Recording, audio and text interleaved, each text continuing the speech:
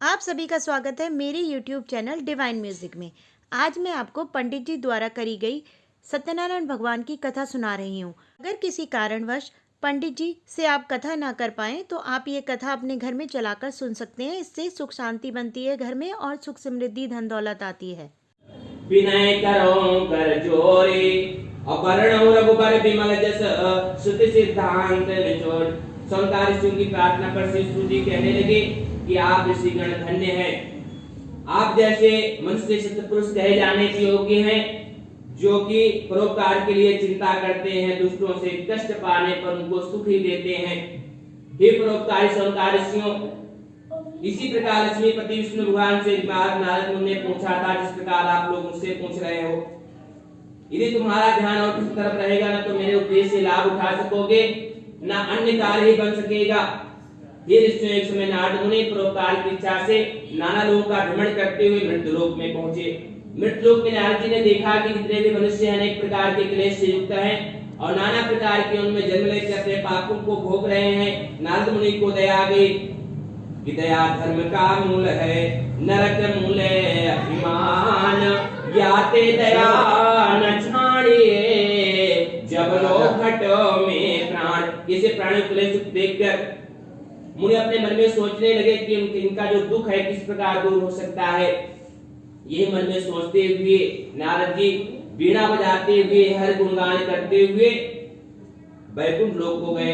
एक बार कर तल कर वीणा गावत हरि गुण परम प्रवीणा, कि क्षीर सिंधु गवने मुनिनाथा और जहां बस से निवास श्रुति गाथा, कि हरसि मिले उठी रमा निकेता अब बैठे आसन ऋषि समेता।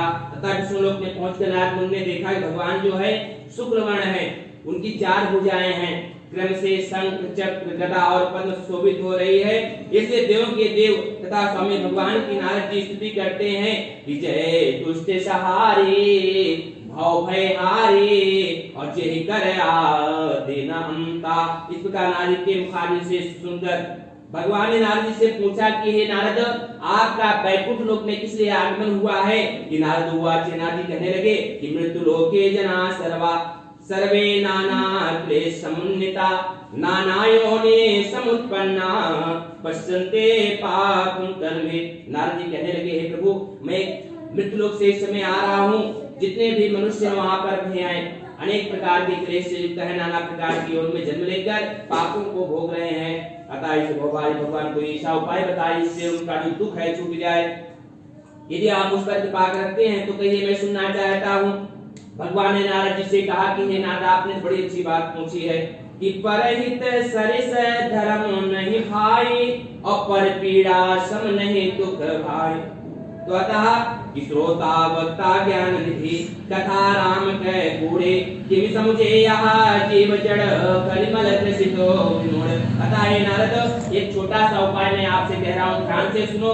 कलयुग में महान सुख देने वाला है वो है सत्यनारायण भगवान का व्रत था पुण्य है कि पापे हो जाकर नाम सुनरी है, अति अपार भव सागर तरी है। भगवान का वचन सुनकर नारद जी ने कहा, हे जनार्दन, इस व्रत का जो फल क्या है, क्या विधि है, सबसे पहले किसने किया था, वो सब सुनाओ, मैं सुनना चाहता हूँ।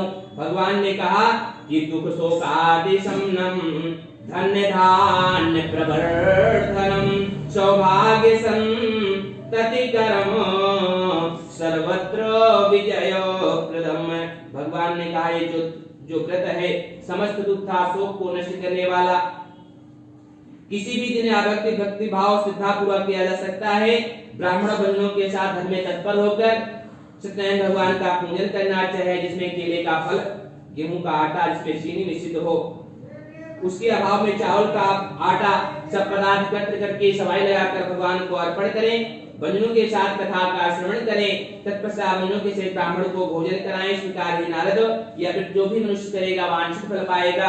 विशेषकर कलयुग में इससे सरल और कोई उपाय नहीं। समाप्त हुआ। बोलो सत्यनारायण भगवान की जय। दूसरे अध्याय में सूत जी कहते हैं कि सुंदर काशीपुर में एक बहुत गरीब ब्राह्मण रहते थे। वो बहुत गरीब ब्राह्मण थे। भिक्षा मांगकर अपना जीवन यापन कर रहे थे। दुखी ब्राह्मण को देखकर भगवान को दया आ गई, क्योंकि भगवान को ब्राह्मण दिखती है, जैसा कि भगवान ने स्वयं कहा है कि या जग में अद्भुत प्रसंग है, मम तुझे एक विशेष अंग है। भगवान ने वृद्ध ब्राह्मण का रूप धारण करके उस दुखी ब्राह्मण से पूछा कि हे ब्राह्मण देवता, आप इसलिए दुखी होकर पृथ्वी पर नित्य भ्रमण करते हो तो जो तुम कहो मैं सुनना चाहता हूँ। ब्राह्मण कहने लगे कि हे भगवान, मैं एक दरिद्र ब्राह्मण हूँ, भिक्षा के लिए दिन भर घूमता हूँ कि नहीं सुधा सम दुख को, नहीं सुख मान समान और नहीं क्रोध सम शत्रु है जग में और महान। इसलिए प्रभु यदि कोई उपाय हो तो कृपा करके बताइए, जिससे जो मांगने से मुक्ति मिल जाए, हमारी जो दरिद्रता है वो छूट जाए। ब्राह्मण के प्रश्न का उत्तर देते हुए ब्राह्मण भगवान बोले कि हे ब्राह्मण देवता, आप सत्यनारायण भगवान का पुण्य धारण कीजिएगा, वही वांछित फल देने वाले हैं। हे ब्राह्मण, मेरी बात मानकर यह व्रत अवश्य धारण करें। जो भी मनुष्य इस व्रत को करता है दुख से छूट जाता है, मुक्ति को प्राप्त करता है। वृद्ध ब्राह्मण रूपी भगवान का विधान ध्यान हो गए। अब ब्राह्मण देवता अपने मन में सोचने लगे कि दिन भर भिक्षा मांगने पर अपने परिवार का मैं पेट नहीं भर पाता हूँ, मैं किस प्रकार कर सकूंगा ये व्रत जो है। इस चिंता में दिन रात भर ब्राह्मण को नींद नहीं आई। प्रातः काल उठकर शौचार क्रिया से निवृत्त होकर उसने यह संकल्प किया कि आज के दिन भिक्षा मांगने से जो धन मिलेगा मैं उसी सत्यनारायण भगवान का पूजन करूंगा। भगवान की सी कृपा हुई, उस दिन बहुत सा धन प्राप्त हो गया कि जहाँ पर कृपा राम कहे होई, ता पर दया करे सब कोई। अर्थात दिन देवताओं ने भी उस ब्राह्मण पर कृपा करी, अतः ब्राह्मण ने उसी धन से बंधुओं को बुलाकर प्रेम पूर्वक भक्ति और श्रद्धा के सत्यनारायण स्वामी का पूरा पूजन किया। पूजन अमृत के प्रभाव से ब्राह्मण सब दुखों से मुक्त हो गया और समस्त संपत्ति से परिपूर्ण हो गया। तब से वो ब्राह्मण हर महीने सत्यनारायण भगवान का व्रत करने लगा। इससे वो ब्राह्मण समस्त पापों से छूटकर दुर्लभ मोक्ष को प्राप्त हुआ। इस प्रकार जो भी मनुष्य उस ब्राह्मण की भांति सत्यनारायण भगवान का व्रत करेंगे वो संपूर्ण दुखों से छूटकर मोक्ष को प्राप्त होंगे। इस प्रकार भगवान ने व्रत के प्रभाव को नारद जी से कहा। इसके बाद शिशु जी समकालीन से प्रश्न किया कि जो भी कुछ भांति कथन किया है आगे क्या कहूँ, आप लोग कहिए। ऋषियों ने उत्तर दिया, महाराज उस ब्राह्मण से इस व्रत को किसने सुना था, किसने व्रत को धारण किया, सारी कथा हम सबके सुनने की इच्छा है, आप कृपा करके कहिए। सूजी कहने लगे, समय अपनी संपत्ति के अनुसार वही ब्राह्मण बंधुओं के साथ सहित सत्यनारायण भगवान के पूजन के लिए उद्यत हुआ। इतने में एक लकड़ी बेचने वाला वहां पर आ पहुंचा। उसने लकड़ी के गट्ठर को घर के बाहर रखकर घर के भीतर प्रवेश किया। लकड़हारा भूख प्यास से बहुत पीड़ित था। उसने घर के भीतर देखा कि वही भिखारी ब्राह्मण जो भिक्षा मांगने फिरते थे और इतने बड़े भवन के स्वामी और भीड़ के साथ भगवान की पूजा कर रहे हैं। इस प्रकार ब्राह्मण को संपन्न देखकर लकड़हारा आश्चर्य में पड़ गया। कुछ देर के बाद उसने हाथ जोड़कर ब्राह्मण से पूछा कि आप किसका पूजन कर रहे हो, किस लिए कर रहे हो, कृपा करके विस्तार पूर्वक कहिए। ब्राह्मण ने लकड़हारे से कहा, सत्यनारायण स्वामी का व्रत तथा पूजन कर रहा हूँ। प्रभु इस प्रकार दीनदयाल हैं कि जो मेरा धन धान्य आप देख रहे हैं वो सब उन्हीं की कृपा का प्रसाद का फल है। ब्राह्मण से उस प्रकार सुनकर लकड़हारा बहुत प्रसन्न हुआ और भगवान का प्रसाद खाकर जल पीकर नगर में प्रस्थान किया। लकड़हारे ने मन में संकल्प दिया, चिंतन किया कि आज लकड़ी बेचने से धन मिलेगा उसे सत्यनारायण स्वामी का पूजन करूंगा। इस प्रकार मन में सोचकर लकड़ी का बोझ सर पर रखकर वहां से चल दिया। भगवान की कृपा से लकड़हारा लकड़ी का बोझ लिए उस स्थान पर गया जहां पर धनी लोग रहते थे। जाते ही उसका लकड़ी का दूना दाम मिल गया। उसके बाद वो घर आकर ब्राह्मण को बुलाकर सत्यनारायण भगवान का पूजन किया, जिसके प्रभाव से लकड़हारा तथा पुत्र को प्राप्त किया और जब तक संसार में रहा सुख हो गया, अंत में सुख हो गया कि जीवत सकल जन्म फल पाए अवंत अमरपति सदन सिधाए। सुंदरवास प्रांत खायम अयोध्या समाप्त हुआ। सत्यनारायण भगवान की जय। लक्ष्मी नारायण नारायण नारायण श्रीमन नारायण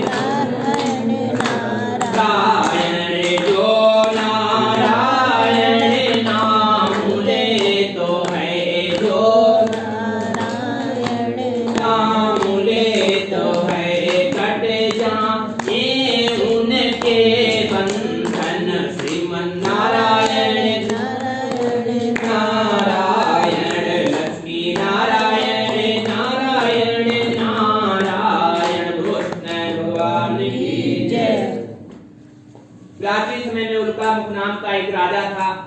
महाराज कहते हैं उस राजा जितेंद्र था, वो प्रतिदिन देव मंदिर में जाकर ब्राह्मणों को इतना दान देता था कि ब्राह्मण संतुष्ट हो जाते थे।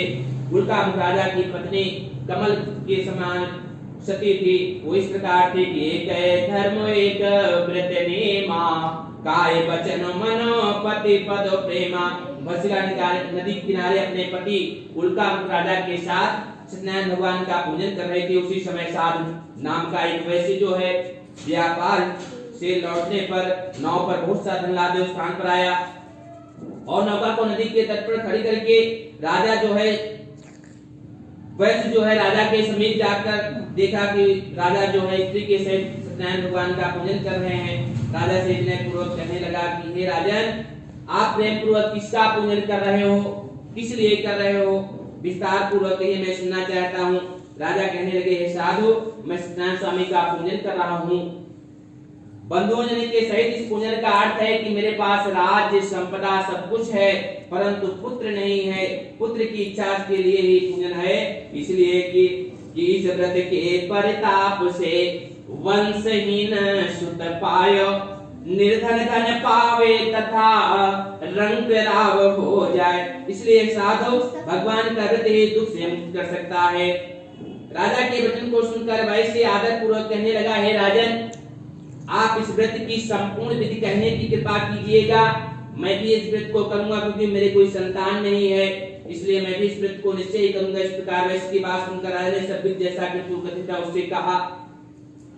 उससे साधु वैश्य राजा से सब सुनकर व्यापार से निवृत्त हो पूर्वक अपने घर वापस आया। साधु ने घर आकर अपनी स्त्री से कहा कि हे प्रिय, पुत्र देने वाला एक व्रत मैं उल्कामुख राजा के मुख से सुनकर आया हूँ, वो मैं व्रत अवश्य करूंगा। साधु की भार्या लीलावती अपने पति के वचन सुनकर कहने लगी, हे नाथ, ये तो उत्तम विचार है कि न विद्या समो बंधुर्निचय, व्याधि समो रिपु, न चापत्य समा स्नेही, न च धर्मो दयापरा। हे स्वामी, कल प्रातः काल ही व्रत किया जाए। वैसे बोला, भी व्रत में धन क्यों नष्ट करोगे, जब संतान होगी तो मैं व्रत अवश्य ही करूंगा। वैसे का इस प्रकार उत्तर सुनकर स्त्री लीलावती चुप हो गई और पति प्रसन्नचित्तवाई लीलावती भगवान के प्रसाद से गर्भवती हो गई। साधु की कन्या उत्पन्न हुई। कन्या रत्न के सदस्य थी। वो दिन दिन इस प्रकार बढ़ने लगी जैसे शुक्ल पक्ष का पूर्णिमा बढ़ता है। नित्य प्रतिग्रह के बढ़ने से उसका नाम कलावती रखा गया। उसके बाद लीलावती अपने पति से मधुर वचन बोली, हे स्वामी, आपने संकल्प किया था कि संतान होने पर मैं अवश्य सत्यनारायण भगवान का पूजन करूंगा। कि काल करे सो आज कर, आज करे सो अब, पल में परलय होगी, बहुरी करोगे कब। साथ ने कहा, हे प्रिय, कन्या के विवाह के समय व्रत करूंगा। इस प्रकार अपने स्त्री से कहकर साधु वैसे नगर में चला गया। भगवान की कृपा से कलावती कला बढ़ती हुई अल्पकाल में पिता के घर में सयानी हो गई। एक दिन साधु ने अपने सहेलियों के साथ घूमते नगर में कलावती कन्या को देखा। मन में विचार किया, कन्या जो है विवाह के योग्य हो गई, अतः दूतों को बुलाकर कहा है कि मेरी कन्या के लिए सुंदर से वर खोज चले आओ। साधु वैश्य की आज्ञा पाकर दूत लोग कांचन नगर को गए। उस नगर में दूतों ने एक वैश्य पुत्र को देखा जो शुभ गुणों से युक्त था। दूतों के मुख से वचन सुनकर साधु वैश्य अपनी कन्या का विवाह विधान से उस वैश्य पुत्र के साथ कर दिया। कन्या के विवाह के समय भी दुर्भाग्यवश वैसे जो है सत्यनारायण भगवान का उत्तम व्रत करना भूल गया। भगवान उसकी नीचता पर बहुत रुष्ट हुए। व्यापार में कुशल साधु वैश्य ने विवाह करने के बाद निश्चय किया कि आप व्यापार करने के लिए कहीं चलना चाहिए। दामाद के साथ वो व्यापार करने के लिए घर से बाहर निकले और रत्नसारपुर नगर में पहुंचकर सागर के समीप नौका खड़ी करके दामाद के साथ व्यापार करने लगे। रत्नसारपुर नगर के स्वामी राजा थे चंद्रकेत। उस समय सत्यनारायण प्रभु ने प्रतिज्ञा वैश्य साधु वैश्य को साफ किया कि हे वैश्य, तुमको भविष्य में कठिन था महान दुख प्राप्त हो, लोभी पर सब रुष्ट हो, देव पितृ भगवान पाता है यम लोक में, वह ना कभी सम्मान। लोभ क्रोध का जनक अरु, लोभ धर्म का सूल, लोभ झूठ कारण सदा, लोभ पाप का मूल। सत्यनारायण स्वामी ने वैश्य को श्राप देकर उपाय किया कि एक दिन दो चोर राजा का बहुत सा धन चुरा कर भागे और उनके पीछे चोरों के पीछे राजा के सिपाही भी लगे थे। सिपाहियों को देखकर चोर डर के कारण वैश्य के पास वो जो सामान था रख के वहां से भाग गए। सिपाहियों ने वैश्य के निकट पहुंचकर देखा कि राजा का समस्त धन रखा हुआ है, अतः उन्हीं दोनों वैश्य को चोर समझकर सिपाही लोग उनको बांध कर राजा के पास ले आए। राजा ने कहा इन दोनों को बंदी गृह में डाल दो। वहां तो वो हाल हुआ। घर में उसके पुत्र था, पत्नी को अत्यंत दुख प्राप्त हुआ, उसका धन धान्य चोर उठा ले गए। माता पुत्री मानसिक और शारीरिक कष्ट से पीड़ित होकर भूख प्यास से तड़पने लगी। अंत में घर घर भिक्षा मांगने लगी कि धनी न पटे चितड़े कपड़े लिपटाय तोए भूख कुकुड़ित दीना फिर तीर ते उते कवि चंचल मान बिना अब चित्त मलिना जन की सुनती फटकार तथा सहती अपना वृताप कुलीना अपनी गति पे पछता सदा मन सोचत क्यों विधिने सुख सीना। एक दिन भूख से पीड़ित होकर कलावती कन्या एक ब्राह्मण के घर पहुंची। वहां पर उसने देखा सत्यनारायण स्वामी का पूजन हो रहा है। उस स्थान पर बैठ गई, कथा सुनकर भगवान से विनती करी। उसके बाद प्रसाद खाकर वो घर वापस आई।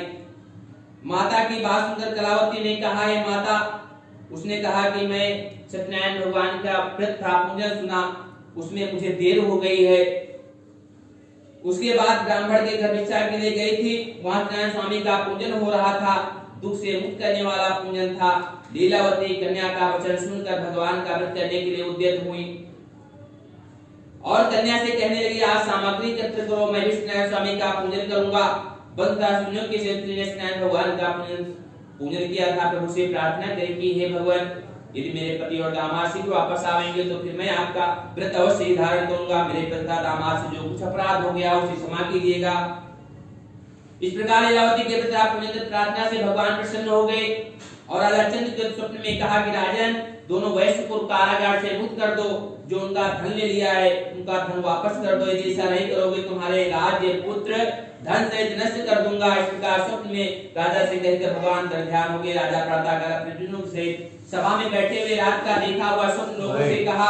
सब लोग सुनकर कहने लगे महाराज, स्वप्न तो सत्य प्रतीत होता है, स्वप्न की आज्ञा के अनुसार आचरण करना उचित है। अनंतर राजा ने दूतों को आज्ञा दी कि दोनों वैश्य को कारागार से मुक्त कर दो।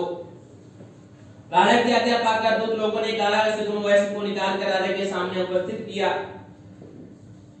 विनय पूर्वक राजा से कहा हे राजन, आप बंधन से मुक्त करके दोनों वैश्य को ले आए। इसके बाद राजा ने को चंद्र प्रणाम किया। तब राजा ने दोनों वैश्य की ओर देखा और उनसे कहा कि तुमको जो दुख प्राप्त हुआ है उसका कारण दैव है, मैं नहीं हूं। इसके बाद वो निर्भर हो गए। तत्पश्चात राजा ने दोनों वस्त्रों तथा आभूषण सुचित किया उनको, उनका जो धन ले लिया था उनका दोना धन उनको वापस कर दिया। इस प्रकार वो अपने घर को प्रस्थान किया। अध्याय समाप्त हुआ। सत्यनारायण भगवान की जय। लक्ष्मी नारायण नारायण नारायण लक्ष्मी नारायण नारायण नारायण जो नारायण नाम लेत है, जो नारायण नाम लेत है, कट जाए उनके बंधन। श्रीमन नारायण नारायण नारायण लक्ष्मी नारायण नारायण नारायण कृष्ण भगवान की जय। सुतवाचा यात्रा तुष्टवान साधु मंगल आय पूर्व काम ब्राह्मणव्यो धनम दत्त्वा दातो नगरमेव कितुरे गतो साधो सत्यनारायण प्रभु। साधु वैश्य यात्रा से पूर्व मंगल करके ब्राह्मणों को धन देकर अपने रत्नपुर नामक नगर को चला। जब वैश्य कुछ मार्ग चला तो भगवान ने सोचा कि इसको इतना कष्ट दिया, लेकिन इसका जो मन है अभी शुद्ध हुआ नहीं हुआ है। अतः दंडी स्वामी का रूप धारण करके साधु वैश्य से प्रश्न किया कि तेरी नौका में क्या वर्तमान है। धन के मद में चूर हुए वैश्य ने उत्तर दिया कि हे दंडी, तुम क्यों पूछते हो, क्या तुम्हारी इच्छा दिव्य लेने की है? मेरी नौका में तो नमक मसाला लता पत्र आदि वर्तमान है। इस प्रकार वैश्य का नेत्र वचन सुनकर दंडी भगवान ने कहा तुम्हारा वचन सत्य हो। दंडी महाराज तरह कह के उस स्थान से चलकर सिंधु के में जाकर वहां पर बैठ गए। उनके जाने के बाद वैश्य ने अपना नित्य कर्म किया। तत्पश्चात उसने नौका की ओर देखा तो नौका जल के ऊपर आ गई। वो फिसलने पड़ गया। जब उसने नौका पर चढ़कर देखा तो धीरे जब रात की जगह उसे लता पत्र आदि वर्तमान मिले। वह मूर्छित होकर पृथ्वी पर गिर पड़ा। होश आने पर वो अत्यंत चिंतित हुआ। साधु वैश्य के दामाद ने साधु वैश्य से कहा कि सुख था चिंता क्यों करते हो, कि गतम न सोचामि गतम न मन्ये, कि गत शोको न कर्तव्यो भविष्यं नैव चिन्तयतो वर्तमानेषु कालेषु वर्तन्ते लक्षणाः। चिंता जो है चिता से कहती कि मैं तुमसे बड़ी हूँ, तू मुर्दे को जलाती है, मैं जीते को जलाती हूँ। हे पिता, आपको दंडी का श्राप है, वृद्ध में चिंता न करें कि माल पुनः मिल जाएगा, है दंडी का श्राप। जाओ न से मां गौ क्षमा विनय पूर्वक आप। इसमें संदेह नहीं, दंडी स्वामी की शरण में जाकर उनसे क्षमा मांगोगे तो वे आपकी आवश्यकता जो है पूर्ति अवश्य करेंगे। वृंदपाल रघुनायक करुणा सिंधु खराय, और गए शरण प्रभु राखी है, सब अपराध विसारे, कि मोह मूल कौशल प्रद त्यागौ तम अभिमान, अभजो राम रघु नायक कृपा सिंधु भगवान। इस प्रकार दामाद की बात सुनकर साधु वैश्य के पास गए और भक्ति पूर्वक उनको दंडवत प्रणाम किया और कहने लगे, हे प्रभु, मैंने आपके समीप जो झूठ बोलने का प्रायश्चित किया है, अपराध किया है, उसे क्षमा कीजिए, क्योंकि मैं अपराधी जन्म का, नक सिक भरा विकार, तुम दाता दुख भंजना मेरी करो उबार। इस प्रकार साधु वैश्य बार बार कहकर दंडवत किया ता महाशोक में विवल हो गया। साधु को अत्यंत विलाप करते हुए देखकर दंडी स्वामी ने कहा, हे साधु, तुमने पूजा करने का वादा किया था, किंतु अभी तक पूजा नहीं करी, इसलिए हे मूर्ख, मेरी आज्ञा से बार बार तुमको दुख प्राप्त हुआ है।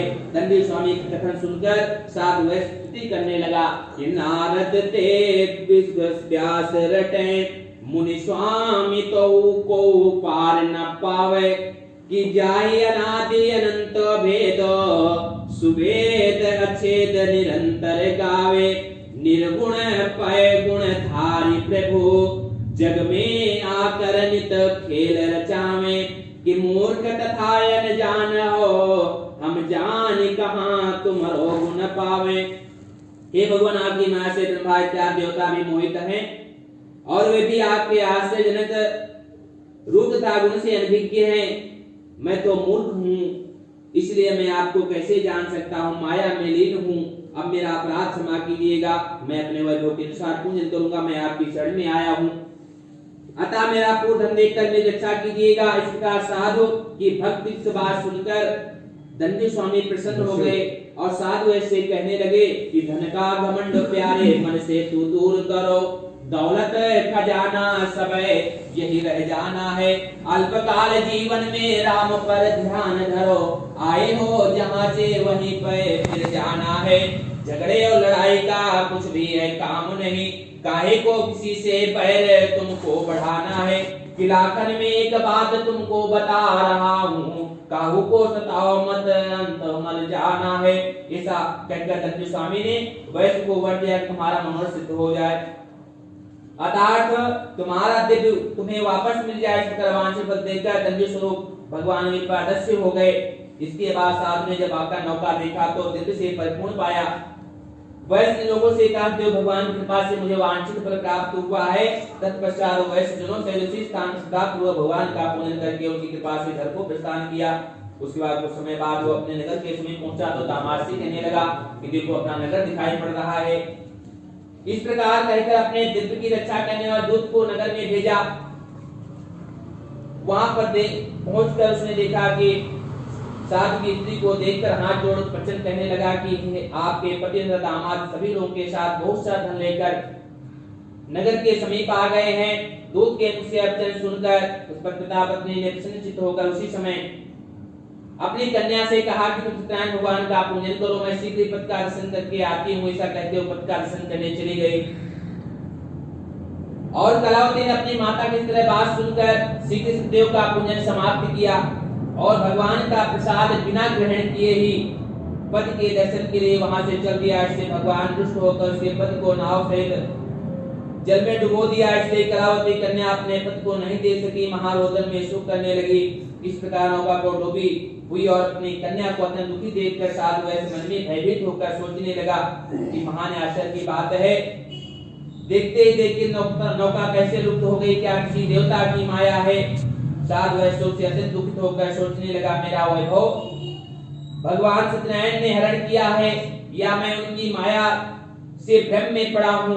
तत्पश्चात उस वैश्य ने सबको एकत्र किया, उनके सामने अपना मनोरथ प्रकट किया कि मेरा कष्ट सत्यनारायण स्वामी दूर करेंगे तो अपने ईश्वर के अनुसार उनका पूजन करूंगा, क्योंकि बार-बार मेरी अगंता पर कुपित होकर वो मुझे कष्ट दिया करते हैं और वही मेरा कष्ट निवारण करेंगे, अतएव मैं उन्हीं के शरण में हूँ, मेरा वही कष्ट दूर करेंगे। कहते कहते हुआ वैसे जो है प्रेम विवल होकर सदैव की प्रार्थना करने लगा कि कृपा की न होती जो आदत तुम्हारी, तो सुनी ही रहती अदालत तुम्हारी, जो मुनिजिन न होते न तुम हो के हाकिम, न घर घर में होती इबादत तुम्हारी, प्रभु मुझसे गलती जो कुछ भी हुई हो कृपा करके उसको संभालो मुरारी। ऐसा कहते पृथ्वी पर बारंबार साधु ने दंडवत प्रणाम किया। तब दीनदयाल प्रभु प्रसन्न हो गए। तत्पश्चात आकाशवाणी हुई कि हे साधु, तेरी कन्या मेरा प्रसाद त्याग कर चली आई थी, इसी से उपत का रस नहीं पा सकी, इस कारण से यदि कन्या घर जाकर प्रसाद खाकर पुनः आएगी तो निसंदेह पति प्राप्त होगा। कन्या ने गगन मंडल से आकाशवाणी सुनकर सिर चढ़ाकर प्रसाद खाकर तत्पश्चात उस स्थान पर वापस आई, दोनों के साथ अपने पति को देखा। उसके बाद वो कहने लगी, घर को प्रस्थान किया। चतुर्थ अध्याय समाप्त हुआ। बोलो सत्यनारायण भगवान की जय। लक्ष्मी नारायण नारायण नारायण, लक्ष्मी नारायण नारायण नारायण, श्रीमन नारायण नारायण नारायण, जो नारायण नाम ले तो है, जो कट जाए उनके बंधन, श्रीमन नारायण नारायण, लक्ष्मी नारायण नारायण नारायण, कृष्ण भगवान की जय। सतयुग में कुंद नाम का एक राजा था, वो अपनी प्रजा को पुत्र के समान मानता था, उनके पालन में तत्पर रहता था। यदि दिन गुण चाहिए प्रति पालक प्रजा महान, देश शत्रु के सामने करे न म्यान कमान। इस प्रकार का प्रजा पालक भी सदैव प्रसाद त्याग देने के कारण महान दुख प्राप्त हुआ। एक बार वो राजा वन में शिकार करने के लिए गया और बहुत प्रकार के पशुओं का संहार किया। इसके बाद घर को प्रस्थान किया और उसने देखा कि मार्ग में कि वट वृक्ष के नीचे राजा ने देखा कि ग्वाल वाले बहुत से भक्त सहित सत्यनारायण स्वामी का पूजन कर रहे हैं। इस प्रकार देखकर मानव उस स्थान पर गया और न प्रभु को मस्तक ही झुकाया कि जिन हरि कथा सुने नहीं काना, श्रवण रंधोय भवन समाना। तत्पश्चात गोप लोगों ने पूजन समाप्त करने पर सत्यनारायण स्वामी का पूजन प्रसाद जो है राजा के समीप लाकर रखा। वे इच्छा अनुसार प्रसाद ग्रहण किया। राजा प्रसाद को त्याग कर चला गया। उसके प्रसाद त्याग देने से अत्यंत दुख प्राप्त हुआ। उसके 100 पुत्र मृत्यु को प्राप्त हुए। उसका धन धान्य सारा नष्ट हो गया। तब राजा ने अपने मन में सोचा, सत्यनारायण प्रभु के प्रसाद त्यागने से दशा हुई है, निश्चित है कि रंगम करोति राजानम राजानम रंगमेव च धनिनम निधनम चैव निधनम धनिनम तथा। इस प्रकार सोचकर राजा सीधे उस स्थान पर गया जहां पर गोप सत्यनारायण स्वामी का पूजन कर रहे थे। तत्पश्चात राजा ने भक्ति श्रद्धापूर्वक सहित गोप लोग के साथ देव का पूजन किया तथा भगवान सत्यनारायण की कृपा से राजा को पुत्र धन धान्य पुनः प्राप्त हो गया और संसार में सुख होकर अंत में वैकुंठ लोक को प्राप्त हुए। जो भी मनुष्य सत्यनारायण स्वामी का परम दुर्लभ व्रत करता है, मनोरथ सिद्ध करने वाला पूर्ण कार्य कथा का श्रवण करता है, वो सत्यनारायण के प्रसाद से धन धान्य सब कुछ प्राप्त करता है। जो मनुष्य निर्धन है वो धनवान हो जाता है। जो बंधन में पड़ा है बंधन से मुक्त हो जाता है और भय मनुष्य भय से छूट जाता है। सत्य इसमें संदेह नहीं है। सत्यनारायण के प्रसाद से मनुष्य लोक में वांछित फल भोगकर अंत में वैकुंठ को जाकर सुख प्राप्त करते हैं। कलयुग में विशेष फल देने वाला सत्यनारायण स्वामी का व्रत ही है कि सिद्ध मनोरथ होते सदा व्रत पूजन करता जो नर है। अति निर्धन हो धनवान महा निर्भर बन जात भयातुर है। युद्ध बंधन बंधनहीन बने तर जात महा दुख सागर में। कि कवि चंचल सत्य कथा कलि में निहचे सुख संपत्ति का घर है। ऐसे वांछित फल देने वाले प्रभु कोई काल कहता है, कोई ईश कहता है, कोई सत्यनारायण, कोई सत्यदेव कहता है। इस देव प्रभु अनेक प्रकार का रूप धारण करके पृथ्वी पर मनुष्यों का मनोरथ पूर्ण करते हैं। जो भी मनुष्य इस कथा को सुनता है सत्यदेव के प्रसाद से पाप मुक्त हो जाता है। जिन्होंने पूर्व जन्म में सत्यनारायण स्वामी का पूजन किया, दूसरे जन्म का हाल सुनो। सतानंद जो महान विद्वान थे, दूसरे जन्म में सुदामा नाम के ब्राह्मण हुए। भगवान कृष्ण की भक्ति करके मोक्ष को प्राप्त हुए। बिल्लकड़हारा दूसरे जन्म में विषाद हुआ। प्रभु श्री राम जी को गंगा पार करके स्वयं उनकी कृपा से भवसागर को पार हो गया और वैकुंठ धाम को प्राप्त किया। उल्का मुराद दूसरे जन्म में महाराज दशरथ हुए, जो भगवान नाथ का पूजन करके मोक्ष को प्राप्त हुए। साधु वैश्य वेदांता सत्यसंध मोक्ष राजा हुआ। वैसा सत्यवादिता धार्मिक था। अपने स्त्री के साथ अपने पुत्र का दाहिना अंगारा से काटकर ब्राह्मण रूपी श्री कृष्ण को देना स्वीकार किया था। तुम्हें राजा दूसरे जन्म में स्वयं हुए। वो संपूर्ण भागवत की कथा सुनकर मोक्ष को प्राप्त हुए। संदर्भ सत्यनारायण कथाया पंचमो अध्याय समाप्त हुआ। बोलो सत्यनारायण भगवान की जय। लक्ष्मी नारायण नारायण नारायण श्रीमन्नारायण नारायण नारायण जो नारायण नाम लेत है, जो नारायण नाम लेत है, कट जाए उनके बंधन। श्रीमन्नारायण नारायण नारायण सत्यनारायण नारायण नारायण कृष्ण भगवान की जय। हरे विनायक आएगा न बहाना कछु, और कछु नान बिनो परेशानी रह जाएगी। अरे कौन रह जाएगा विचार कर लीन्यो, खूब सत्य कर्म धर्म सहदानी रह जाएगी। अरे राव ना रहेगा कोई, अरे राव ना रहेगा कोई, रंग भी रहेगा नहीं, और ना किसी की राजधानी रह जाएगी। अरे और ना किसी की राजधानी रह जाएगी। अरे हम ना रहेंगे बंधु, अरे हम ना रहेंगे बंधु, तुम ना रहोगे यहाँ, किंतु कहने की कहानी रह जाएगी। भगवान की जय। बोलो सत्यनारायण भगवान की जय। अगर आपको मेरी वीडियो अच्छी लगी हो तो मेरे चैनल डिवाइन म्यूजिक को सब्सक्राइब करें, मेरी वीडियोस को लाइक करें। धन्यवाद। ऐसी अच्छी अच्छी धार्मिक कथाओं के लिए, धार्मिक जानकारी के लिए।